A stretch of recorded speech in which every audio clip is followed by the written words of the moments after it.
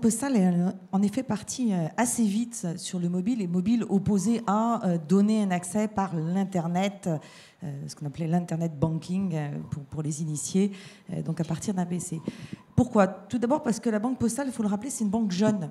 Elle est née en 2006, certes héritière des services financiers de la Poste, mais elle est née et elle s'est structurée par rapport à un monde, j'ai envie de dire, qui était déjà plus récent que les grandes banques historiques qui, elles, avaient déjà toute une structure très installée.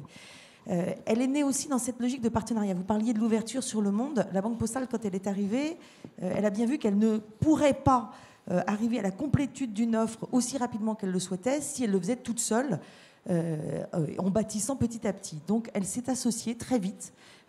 Typiquement pour le Crédit Conso, en l'occurrence, elle est associée à la Société Générale.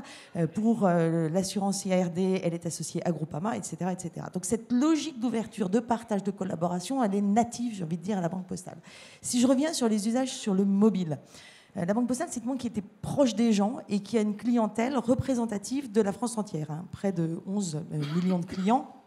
Et ces clients, on l'a vu, très vite, ils ont eu envie de pouvoir suivre leurs finances, de savoir où ils en étaient dans leur compte. Et le meilleur moyen de le suivre au quotidien, c'est de l'avoir sur l'objet qu'on a dans la poche. D'où cet axe qui, d'entrée de jeu, a été plus vers une logique d'accès mobile que vers une logique d'accès PC. Voilà pour l'historique. Alors, pour ma petite contribution dans cette histoire, je pense que le fait d'arriver d'un monde extérieur dans l'univers bancaire a permis de vraiment se dire, les référents pour les clients, c'est pas de comparer l'appli de la Société Générale à l'appli du CIC ou à l'appli de la Banque Postale. Leurs référents, c'est les référents du monde dans lequel ils vivent quotidiennement, et c'est les référents, c'est Amazon, c'est Google, c'est Apple, c'est leur mobile. Et Free, typiquement, est assez fréquemment cité quand on interroge les jeunes sur leurs références, finalement, en matière de simplicité ou d'accès à des services en ligne. Et donc, à partir de ce moment-là, on s'est dit, le référent et l'expérience qu'on doit délivrer à nos clients, elle doit correspondre à ce qu'ils attendent dans le monde des services.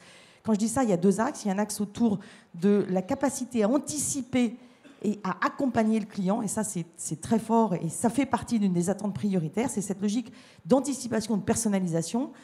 Quand je prends un avion, si le terminal change, la compagnie est capable de m'alerter en me disant « Attention, ça part plus de tel endroit mais de tel autre ». Eh bien, j'attends que ma banque, si mon compte risque d'être découvert, n'attende pas que je sois découvert pour me facturer des frais, mais j'attends qu'elle m'envoie un message d'alerte pour me dire « Attention ».